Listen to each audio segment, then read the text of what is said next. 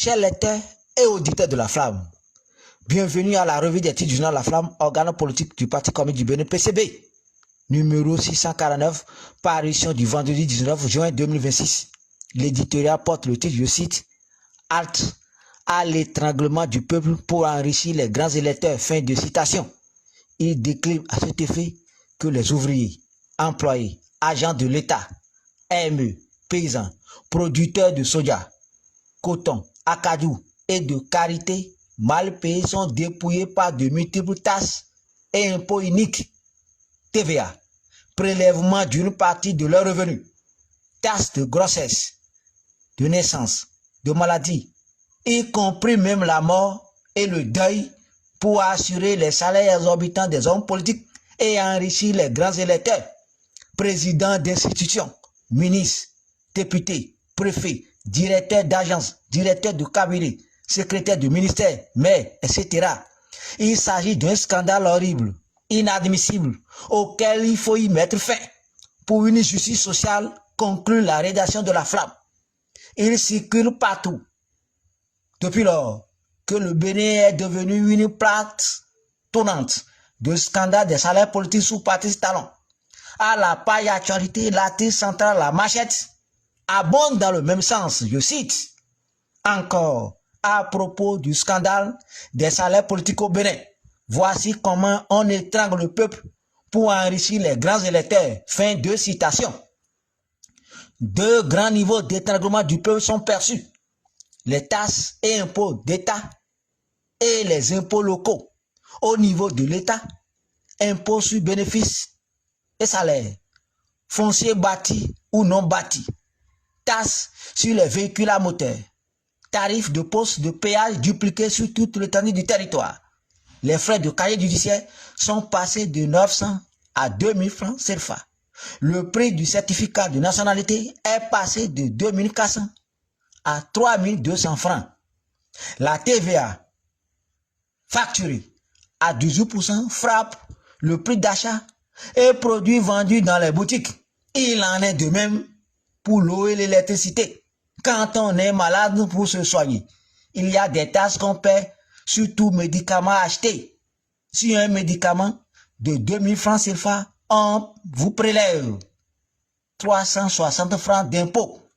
C'est le même sort pour les produits de première nécessité. Riz, tomates, huile, stylo, cahier, tissu, souligne l'auteur de l'article. Au niveau local, tous les jours de marché, des agents de la police et ceux des mairies dressent des barrières routières pour traquer et tasser les produits locaux. 100 francs CFA par poulet au passage, au cas où la volaille resterait invendue.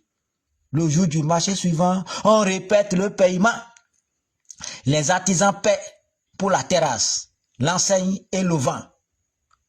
Pour un nouveau-né, les frais varient entre 800 et 1500 francs. La sonorisation aux obsèques subit une taxe entre 3000 et 5000 francs CFA. Même les bâches sont taxées suivant leur taille. 2000 francs, 3000 francs et 5000 francs CFA. Dans certaines communes, l'inhumation au cimetière est subordonnée au paiement de 150 000 francs CFA. Au domicile, c'est 200 000 francs CFA. Et pendant ce temps, les associés au clan de Patrice Talon sont exonérés des taxes et impôts sur une durée de 17 ans, comme le cas de GDZ, nous renseigne l'auteur de l'article. La situation des taxes a engendré et entretenu un malaise général qui touche le secteur de l'éducation sous le pouvoir de la rupture de Patrice Talon. Je cite, chute drastique des effectifs au baccalauréat, le naufrage de l'école béninoise, fin de citation. Un chiffre retient l'attention, 77 101. Le nombre de candidats régresse alors que le Bénin connaît une croissance démographique. Avant la prise du pouvoir de Patrice Talon, l'effectif des candidats au baccalauréat est en croissance. 103 050 en 2013, 110 884 en 2014 et 116 865 en 2015. 10 ans plus tard, une chute vertigineuse une baisse de 39 764 candidats, soit près de 34% de moins qu'en 2015. En effet, selon les données de l'Institut national de la statistique et de la démographie, l'effectif de la population du Bénin est passé de 10 500 000 en 2015 à 13 500 000 habitants en 2026. Il y a eu une augmentation de 3 millions de la population. D'après les chiffres officiels, l'effectif des jeunes de 19 ans est passé de 197 360 en 2015 à 310 933 en 2026, soit une progression de plus de 57%. Dans ces conditions, la logique voudrait que les effectifs du baccalauréat suivent la même tendance, alors que c'est l'inverse.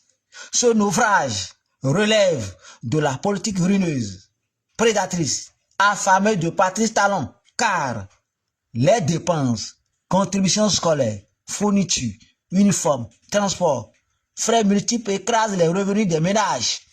Lorsqu'un pays gagne plus de 3 millions d'habitants en une décennie, paie près de 40 000 candidats à son principal examen national, la question devient sérieuse et soulève le débat sur l'efficacité de la politique éducative ces 10 dernières années pour les enfants, notamment ceux des familles les plus modestes. Un accès durable à l'éducation. Derrière les 77 101 candidats de cette année se cachent des dizaines de milliers de jeunes qui, en raison de multiples difficultés, n'ont jamais atteint les portes du baccalauréat. Il urge que le gouvernement béninois se préoccupe de tous ces jeunes dont les rêves sont en train d'être brisés. Car l'école n'est pas un luxe, elle est une priorité pour tous, pauvres ou riches. Elle est la clé pour le développement du pays. Il faut donc une autre politique pour l'école, conclut la rédaction de la Flamme. Je cite, mobilisation populaire contre le terrorisme. L'appel du chef d'arrondissement de Thior, un exemple à suivre, fin de citation. L'article est une correspondance. Selon son auteur salue et encourage l'initiative du chef d'arrondissement de Thior dans la commune de Glazoué, M. Stanislas Aïlo, qui dans un audio a appelé le mercredi 10 juin 2026 à la mobilisation générale des chasseurs pour compter les assaillants qui veulent égorger des agriculteurs habités dans sa zone. Il ajoute que l'appel du CA révèle le défi majeur pour vaincre le terrorisme, nécessité de collaboration entre le peuple et les forces de défense et de sécurité, car c'est le seul moyen pour finir avec le terrorisme, insiste le correspondant. À la une de ce numéro, il est publié, je cite, affaire Laurent Zomaï, quand la nomination d'un préfet devient une amnistie, fin de citation. C'est un article d'un lecteur de la Flamme. En effet, l'autorité de régulation des marchés publics a épinglé Laurent Zomaï dans le cadre de non-authenticité de l'autorisation de fabricant d'une procédure de passation de marché en 2025. Le 16 avril 2026, il est condamné pour une durée de 5 ans. Son établissement Zone Espace mis sous scellé pendant une durée de 2 ans. Voilà un matin, ce faussaire de moralité extrêmement douteuse, faisant l'objet d'une condamnation, est nommé préfet par le président Romian Waragne. En raison de sa condamnation, impossible d'être installé. Contre toute attente, la Cour suprême saute la condamnation. Le cas de Laurent Zomaï fait exception à la règle parmi les condamnés. Veut-on nous donner la preuve que les loups ne se mangent pas entre eux? Et comme le dit un adage, je cite, selon que vous serez puissant ou misérable, les jugements de la Cour vous rendront blanc ou noir, fin de citation. Une nomination devient-elle automatiquement une amnistie pour un bénéficiaire indélicat? Doit-on s'attendre désormais à voir les premières autorités préfectorales, avoir les premiers établissements dans les passations de marchés publics par-dessus les normes établies? Le signal donné par la Cour suprême ne passe pas, suscite indignation et indique la nature pourrie et le degré de moralité douteuse des hommes qui sont à la tête de nos institutions. Le peuple n'en veut pas. Pressuré pour payer des salaires politiques à des fraudeurs incorrigibles, impénitents comme Laurent Zoumaï, pris en flagrant délit, la main dans le sac à la main, martèle le lecteur de la flamme.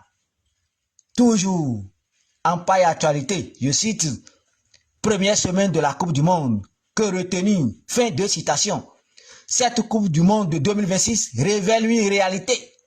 Les nations africaines et d'autres nations dites modestes ont désormais les moyens sportifs, techniques et tactiques pour rivaliser avec les équipes les plus prestigieuses de la planète.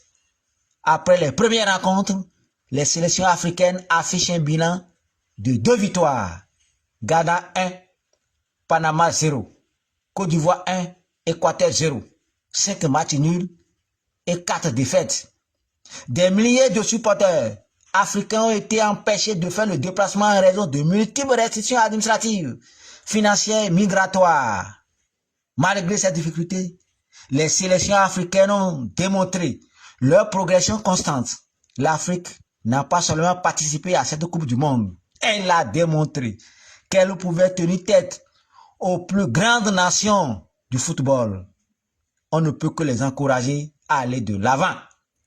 En paille internationale, c'est la déclaration de l'Alliance pour la patrie et le panafricanisme, signée par son président, le professeur Toyo Philippe Oudjenoumen, intitulé, je cite, à propos du protocole d'accord États-Unis-Iran, effondrement en direct d'un monde qui signe la fin de l'unilatéralisme américain, fin de citation.